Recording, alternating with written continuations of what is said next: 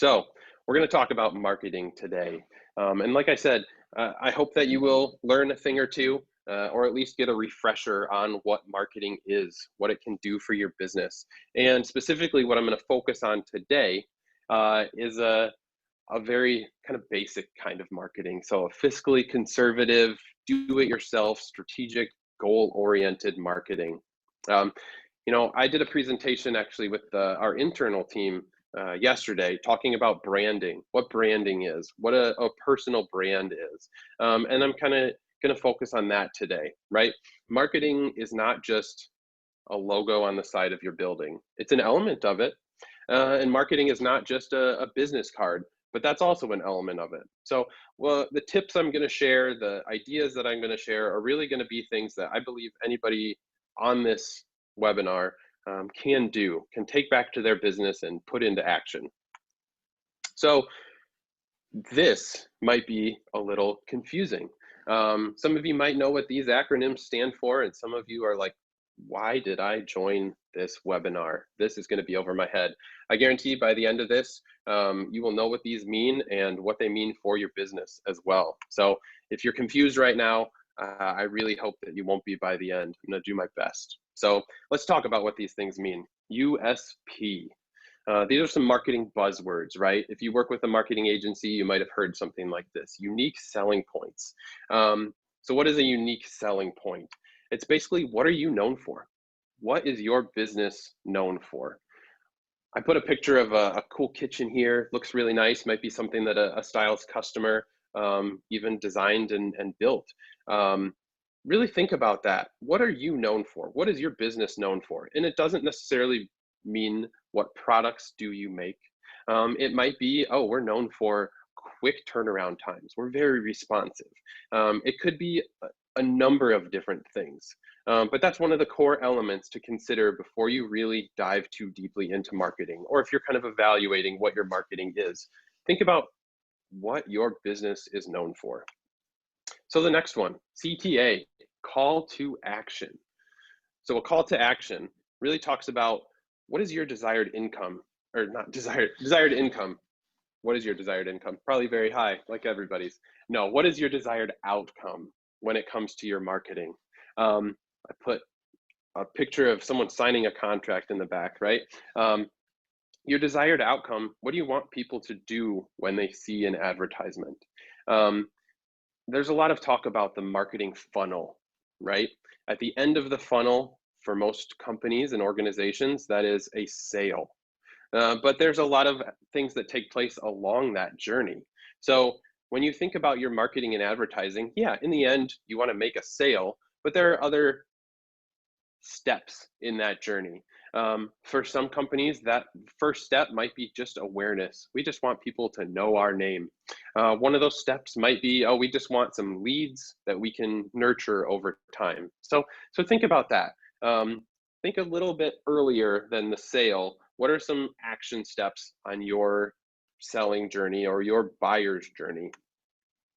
And then the third acronym that I'm going to talk about here is return on investment. So a lot of you probably think about return on investment when you're looking to make a machinery purchase or supplies for your factory, or even when you hire a new person on your team. But think about your return on investment when it comes to marketing or advertising. How do you quantify success? This is one of the most important things that when I worked on the agency side of marketing that we worked with our clients on, right? Yeah, we can spend $1,000 on an advertisement, or we can build you a new website, but what do you really want out of it? What is your end goal? How are you going to judge if something is successful or not? Again, that might be new sales. That might be a lot of projects. That's why I put this picture of a stack of material, right? That's a new project. That's more business. But really think about, again, along your journey, going with your call to action, success for one of your marketing campaigns might really be, we want 50 new business leads. So again, another thing to kind of think about when it comes to your marketing. So this is kind of the basic formula when it comes to strategic marketing. And I really want to stress that, strategic marketing, not just throwing a logo on a flyer and posting it up to telephone poles, but really thinking about, again, what is your unique selling point? What do you offer that might be different from your competitors or might be very appealing to your customers? What call to action? What do you want people to do? Do you want them to call you? Do you want them to fill out a form on your website? Do you want them to visit your shop? And then really determining that ROI, right? What goals do you have as part of this specific campaign or your holistic marketing strategy? So take a second here to breathe, think about that, hopefully taking some notes. Um, Again, if you have questions at this point, please feel free to put them in, but I'm going to jump to the next step because the next step is getting the word out, right? So you've done that stuff, you know who you are, what you offer, what your customers might want. So the next step is really getting the word out. Um, so this is another one, owned, paid, and earned. And this is really kind of another marketing 101 lesson. I'd like to think you all are kind of getting that college marketing 101 lesson today, because this is another very basic focus point when it comes to marketing a business, right? Thinking about these different channels. So what is owned, paid, and earned? Again, you might be feeling confused right now. You don't know. Let's talk through it. So owned. A lot of what I'm going to talk about is focused on some digital marketing because that's a lot of my background, but we will talk a little bit about print, word of mouth, things like that. So owned, that's a marketing channel that you have quite a bit of control over. You haven't necessarily had to pay for it. Yeah, websites cost some money to build, but there are some free things that you can do here as well. So a couple of stats that I want to share, and I think you probably don't even need to see this stat to think about your own consumer behaviors, right? I personally use the internet for pretty much all of my searching, whether it's to find a local business or to find a product that I want to buy. People use the internet constantly to find local businesses. And as a result of that, they're wondering, how do I learn more, right? I found the name, or you might be talking with someone and say, yeah, I have this cabinetry business. How do I learn more about your business? How do I find out more? They might see your company name somewhere. Oh, wonder what that business does. A website is the absolute bare minimum that you really should have for your business. However, that doesn't necessarily mean a www.mybusiness.com website. There are some great alternatives out there that you can use as kind of online homes for your business. And I know that some of you in your feedback shared that you don't have a website for your business. It might be because you use your Facebook page as your homepage for your business, and that's okay, right? You still have some type of digital presence. But let's talk about one of the other foundational elements of some digital awareness. And one of those absolute basic ones that I think every company should really consider is making sure you have control and are making updates on your Google page. So Google makes it very, very easy for you to claim your company page, to update your location on Google Maps, to respond to reviews, to share products. All of these things are free. Don't be intimidated by search engine marketing and search engine optimization and Google ads, things like that. You can do some very basic, powerful things on Google completely free. So I took a screenshot here.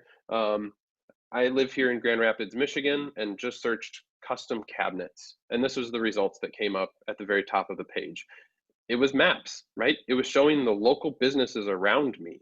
Google optimizes their search to promote local businesses first. They want to provide the most relevant content first. So if I in Grand Rapids search custom cabinetry, they're going to show me custom cabinet shops around my area, not something in Los Angeles or New York. So that's a very basic thing that you can control and make sure you have updated. If you go to that URL, google.com/business, it will walk you through the steps on how you claim your business page. They confirm it. They will either send you a postcard to your business or they will do an automated call. And then you've got it claimed and you can make updates. You can track all kinds of things. You can see insights on how many how many people are finding your business on Google. You can make sure, like I said, your Google Maps page is updated. Um, and they also have a really great feature where you can build an extremely basic website um, that people can use to learn more. This is, let's say, from my personal experience as a consumer, one of the things that I kind of get frustrated by, especially during this kind of stay-at-home time. I'm looking for local restaurants, right? And so many of them haven't claimed their Google page, so they don't even have their phone number or website on it. If you don't provide that information to your customers, if you make it too difficult for them to find you, they're not going to try. They're going to give up and they're going to search for someone else. So again, it's probably bare minimum. I really hope that most of you have done this. But I highly encourage you, if you get anything out of this, to take that step and make sure you have your presence claimed. So the next level of that is building a website.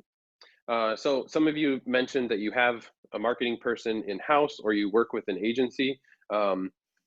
If your budgets are limited, there are very affordable ways that you can build your own website. There are great templates out there within these different platforms, Squarespace and Wix. They're very affordable. I do encourage you, if you have the available budget, to seek out a local company that maybe can partner with you to build a website. There are some really great affordable agencies that can help customize based on what your needs are.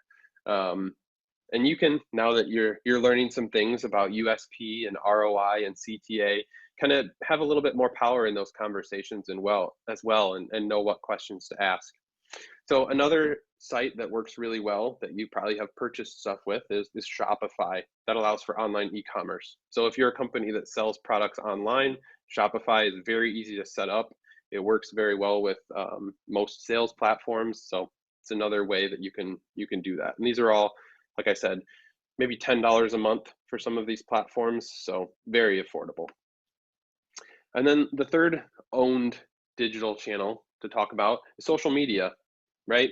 Having a Facebook page is, I think, essential to businesses today. It doesn't need to be something that you are constantly updating with new posts, but just for the search engine optimization factor, and just for the fact that there are billions of people that use it and search for businesses on it, I think it's essential. Like with getting your Google page set up, make sure you have your company name on it, your address, your phone number, your email, and maybe a quick description about what you do. You don't need to worry about constantly posting on social media, constantly making updates. Just having that presence there is a great initial step. If you do have the time and energy and resources to post more frequently, that's obviously extremely beneficial. I've seen some businesses grow tenfold because of their presence on social media. So I think it's extremely important. So my recommendation is Facebook and Instagram at the very basic level. Those integrate together. They're part of the same parent organization. So you can post on Facebook and it will also post on Instagram and vice versa. So it's very easy to set up. If you're looking for just kind of a static landing page presence, those are the two that I highly recommend. The third one is House. I don't know if, I'm sure a lot of you are familiar with House. They probably have tried to sell their services to you.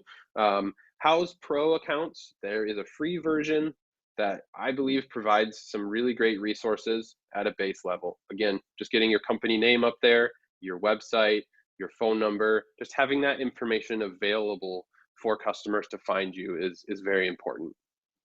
So let's talk about the next kind of marketing platform or tool, and that's earned, right? So earned media, earned exposure. These are things that you don't have to pay for. You might have to participate in them, but these are things that really provide a lot of value. And especially when it comes to this stat, right? 90% of people trust suggestions from family and friends. I am definitely part of that 90%. I have definitely visited businesses or worked with organizations because of a recommendation from family and friends.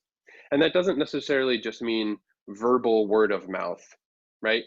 If a friend of mine posts a picture of a really good meal at a restaurant, that's word of mouth marketing. And maybe that restaurant incentivized the person to post it. So I'll talk a little bit about that. I'm not saying you need to hire a team of influencers to promote your business, but really, kind of promoting that within your customer base. Hey, share a picture of your cabinets that I built for you. Things like that can be very powerful. Additionally, and this kind of goes back to if you have your Google page claimed, you can manage your reviews. So 82% of consumers read online reviews for local businesses. I am definitely part of that 82%. I have a lot of experience on the managing of reviews side of things. Years ago, I worked at an agency that worked with restaurants in Chicago. And you can imagine Yelp review management is not a fun thing to do. But we had documented cases of situations where we would respond to reviews and customers would call back and say, hey, I'm sorry about that. Like, I'm going to take that down my review. I know it wasn't actually that bad, things like that. So if you're managing those reviews and also encouraging them with your customers, right? You complete a job, a customer's real excited. Hey, give us a Google review. You don't need to pay them. I actually don't pay them for reviews. I think that's not a great practice. But if you're getting that organic promotion from your customers, it can go a long way. So here's a couple of examples of reviews. Um, the two screenshots I have here, one is from Google and one is from House, just showing what reviews can do. Like I said earlier, I did a Google search for custom cabinetry in Grand Rapids, and this Lighthouse Cabinets was one that came up. And just seeing that review right off the bat, oh wow, look at those pictures. They're really happy with their cabinetry. Great. You know what? Maybe I'm going to call up Lighthouse Cabinets and learn a little bit more.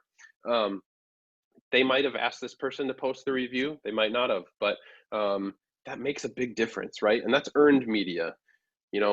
Your performance and your providing a solution is where you earn that promotion.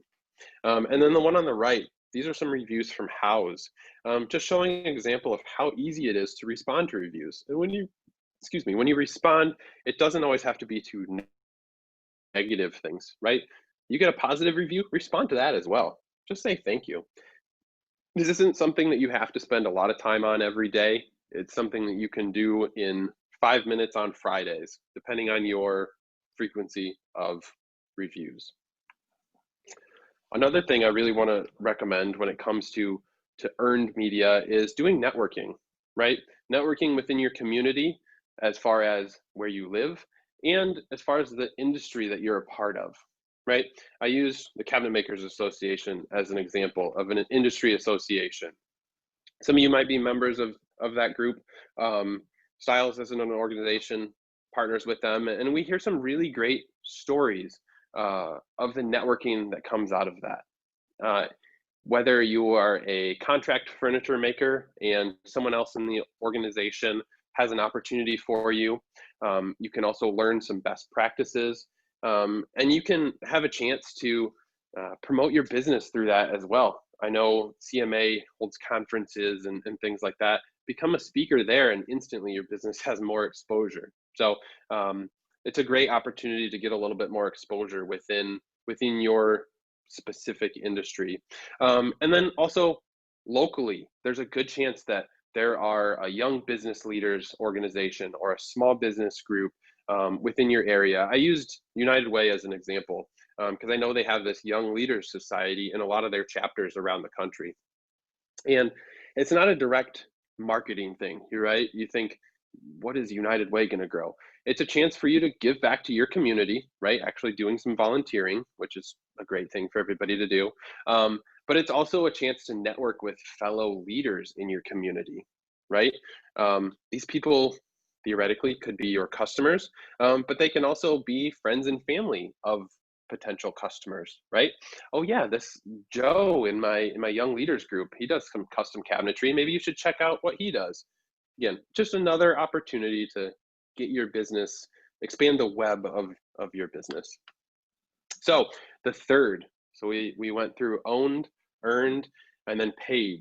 And this is where you're thinking probably, oh boy, here we have to start writing the checks. We got to open up the bank account to really get our business known a little bit more. And that's not the case, right? I'm here to give you some really practical, affordable things that you can do when it comes to paid media. Um, you can't buy loyalty, right? You can try your best, but you can't buy loyalty. You can buy exposure. You can buy more exposure for your company at a very affordable rate. You really, again, need to think about the initial things we talked about. What is your unique selling point? What is your call to action going to be, and how are you going to judge that? Exposure, a billboard along the side of I-75 is going to get you a lot of exposure, but without a clear call to action or without a clear unique selling point, people are just going to drive on by and not recognize it. And one of the important things too is to think about ROI, right? Being able to actually track that. And especially when it comes to digital platforms. Digital advertising allows you to truly track what your performance is, all the way down to if somebody clicked an ad on Facebook and bought a product from your online store. You can really track those kind of things. So let's talk a little bit about online advertising. So Google, again, it's kind of the beast when it comes to advertising in, I think, a pretty good way, right? I think there are some very powerful tools that Google offers, very affordable as well. So these are things that truly you can do yourself. So I put the URL there. Once you have your business page claimed and you've got your Google account set up, again, completely free, you can use their keyword planner to do a little bit of testing and trial. And that's what I did here. So Google's keyword planner, write this down. I think it's a really, really great tool. It allows you to discover new keywords. So determining what people are searching to find out about your business, whether it's custom cabinetry or you can put in custom cabinetry and it will give you words associated with that people are actually searching in real time, especially if you put in different geographic areas as well. So in your state or city, there might be another term that goes along with that you can advertise on that's going to get better results on your ads. The other thing you can do is get search volume and forecasts. And that's what I provided an example of here at the bottom. So again, going with the custom cabinetry trend of things, I literally put custom cabinets as the possible search term. I think I did about a 1 month time period. So I did this as a projection for the month of July with a $45 budget. $45. That is extremely affordable. And it gives me literally a projection on how I will perform using the keyword custom cabinets. So just going through clicks, that's actually clicks to the website, impressions, number of people seeing my advertisement in that, click-through rate. So again, that's clicks versus impressions. But I think one of the big things there too is average position. So you probably hear a lot about average position. Where does your business show up when people search? And Google Ads, Google search advertising is one way that you can improve your results if you have poor search engine results. So it's kind of a pay-to-play situation. But again, very affordable. I'm using this as kind of a basic low investment model. You might have a wider audience. You might be advertising to a national audience or even a global audience and might need to pay a little bit more, especially on some of the more broad search terms. So I put in custom cabinets. The term cabinet itself, probably a little bit more expensive. But again, it's thinking about what audience do you want to attract and how do you want to convert them.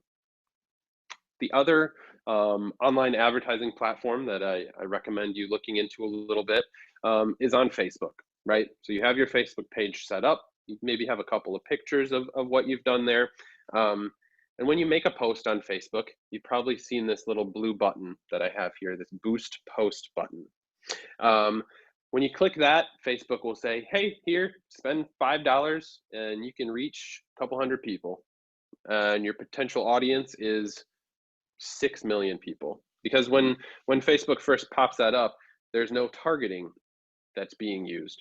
Facebook, like it or not, has a lot of data on all of us.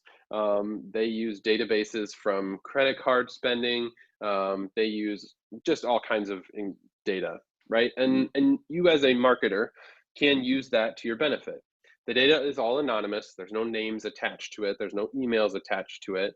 But it allows for you to do some really powerful targeting of what your demographic is. So on the left, I have a screenshot of what that looks like.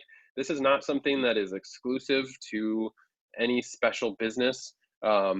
It's available to you with your Facebook business page. So I put together an example audience. Again, I'm kind of using the premise that I make custom cabinets and I'm here in Grand Rapids, Michigan. So I picked a specific age demographic. You know, you can advertise between 18 and 65 plus. So I said, you know what, let's start at 24, the people that are maybe settling down or buying their first home. You can match up interests.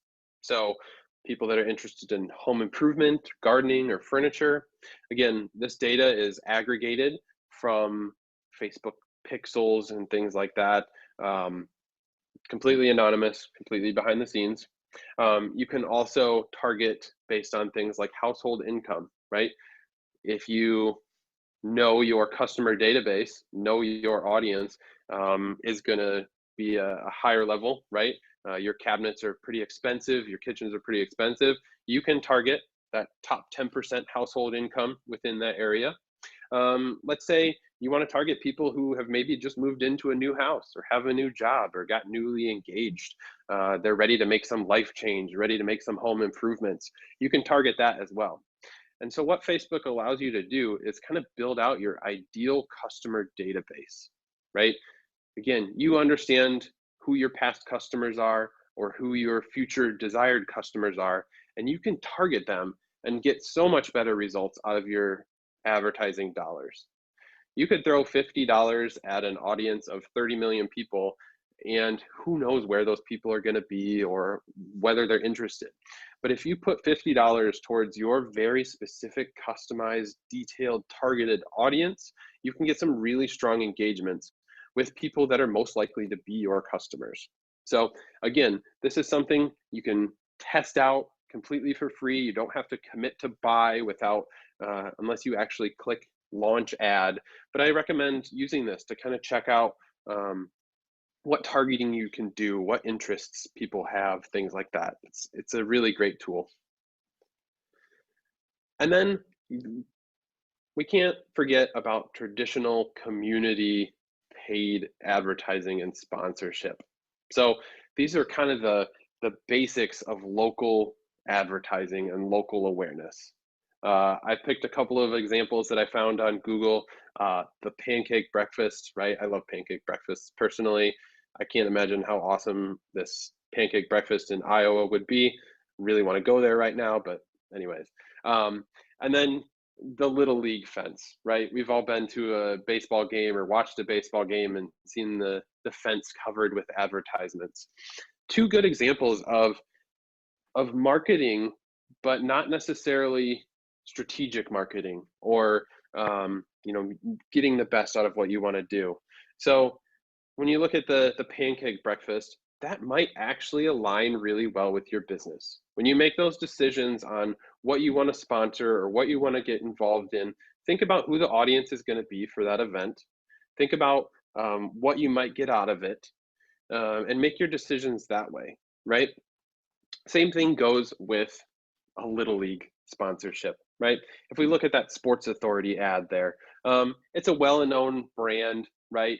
They don't necessarily need a strong call to action or a phone number or website, but Joe's Cabinetry, not a lot of people know about me, Joe's Cabinets, right? So I need to make sure I'm including my unique selling points, right? How do I differ? I need to make sure there's a good call to action, and really also need to understand that my ROI might be hard to measure. It might be hard to really quantify what this banner is.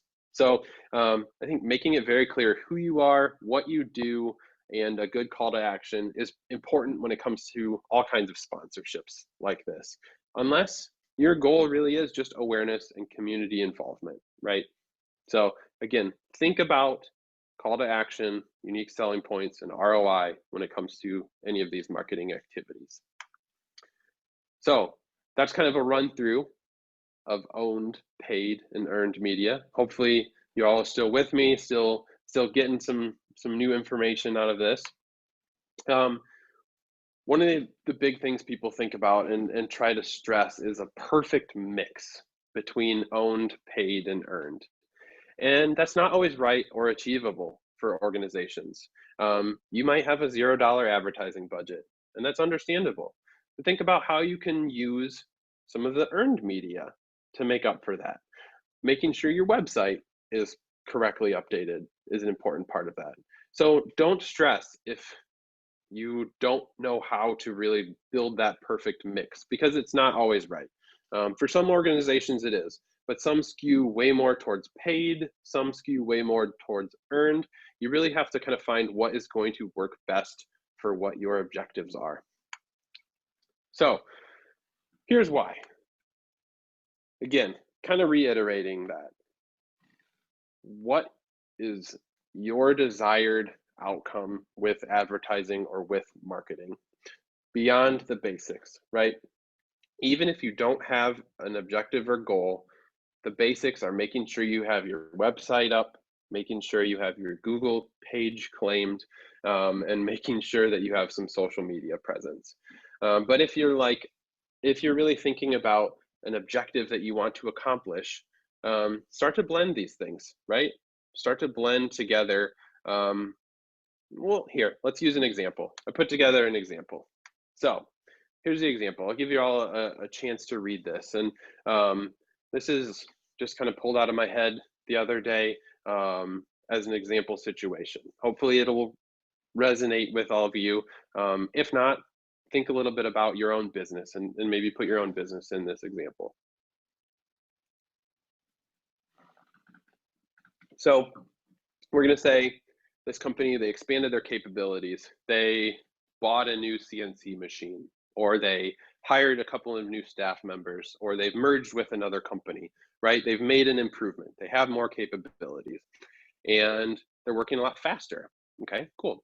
They want to be well known in their area, right? Some of you on this call, and I know I've talked with some of our customers, they don't have a website, they don't want to do any marketing, they're completely contract based. Okay, that's totally fine. This company does want to be well known, right? They want to be well known in their area, and they want to increase in sales. Cool, great. Let's think about how we can help them out. So let's think about what their unique selling points are based on their situation. They have expanded capabilities. So let's compare that. Maybe they just got a new edge bander that applies zero edge banding, and they know that none of their competitors in the area have that capability. So, okay, that's a good selling point, right? Especially right now. Let's say their customer database is restaurants and healthcare, right? Having that zero edge on their edge band is extremely important right now.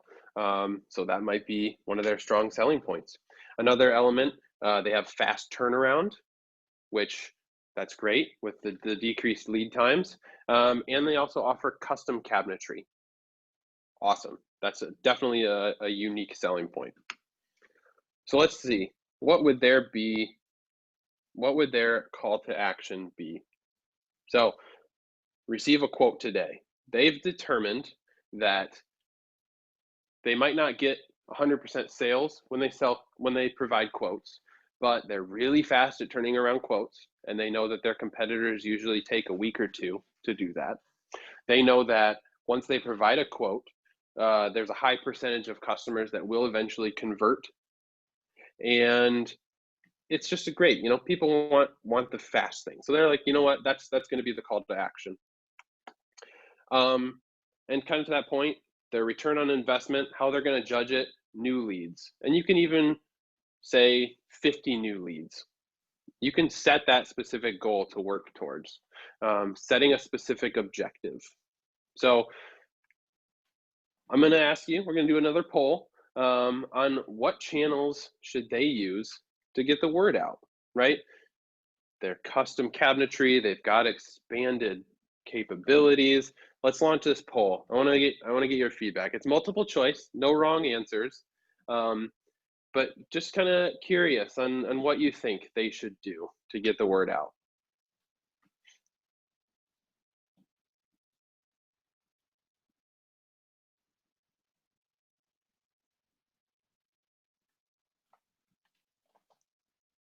Give you a couple seconds here.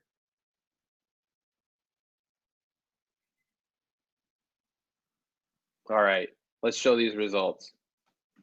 Yeah, yeah, good mix there. Um, so owned, I mean, it's kind of the obvious one, right? Having their website up to date, having their Google claimed. Earned, I think there's a great opportunity for earned media here, right? Working with a local media publication to say, hey, we know that the healthcare industry sees this as an extremely important new thing, having zero edge corners. Uh, so it's a chance to get a little bit of media there. And then paid, right? Doing a little bit of social media advertising to show that they have these new capabilities, and you can do a really strong call to action on that. Get a quote today. There are some advanced things that you can do as well with Facebook, setting up lead forms directly on your Facebook ads, things like that. So, like I said, I would do a little bit of a blend. I definitely do paid. Depends on what the budget of this hypothetical company is. But clearly, I think a lot of you are understanding there definitely is a need for a blend of all of these things. So again, definitely all three are important. So your next steps as we kind of come to the conclusion here.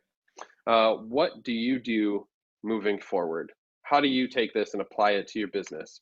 So I think one of the most important things is to really think about those three acronyms that we started with, right? Take some time and think about your business. What are you known for? What is your business known for? What do you provide that is unique in your area, that is unique in your industry, that your customers really value? Why do they purchase from you or work with you? What is your desired outcome when it comes to advertising? What do you want earlier than a sale, right? We all want sales, but what do you want before that? What do you really value when it comes to marketing? Do you want more leads? Do you want more people in your database? Really think about that. And then how do you quantify success? What is a successful marketing campaign for you? Is it people knocking down your door because you're so busy? Is it your phone ringing off the hook? Really setting that funnel, that marketing funnel, down to the goal that you want to achieve when it comes to this specific campaign or initiative. And again, thinking about your blend of owned, paid, and earned. Owned, again, highly recommend you use these tools, set up your Google page, completely free, very easy to do. Set up your Facebook page, look at some advertising options on both of these platforms. That the Facebook link there, if you go to that page, they have amazing resources for businesses, not just on how to set up a page, but really how to use Facebook to reach more people. They have some great case studies there as well. So it's a really good opportunity. And hopefully you're feeling really good. I also want to say, you know, if you disagree with any of the things in here, that's fine. If you have a current marketing agency, that's awesome. Use this to ask them a couple of questions. Chances are they're probably going to know the answers. They're probably going to have thought about it, but it's a chance to really be strategic with them. Ask them in a like, hey, have you thought about promoting my business in this way or that way? I've just wanted to put this together to hopefully empower all of you to learn a little bit more about what you can do in marketing, how you can promote your business, and how you can grow a little bit more.